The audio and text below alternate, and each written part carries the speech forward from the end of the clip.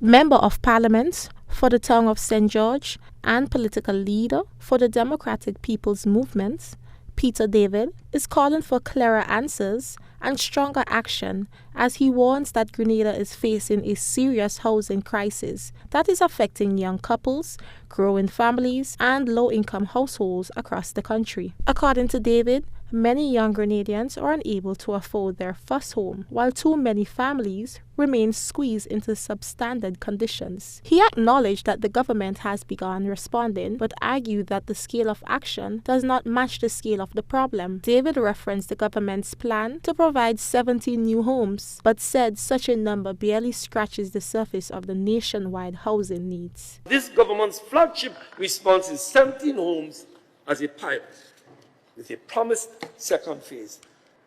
The private sector partnerships mentioned remain vague. Who are these strategic partners? What commitments have they made?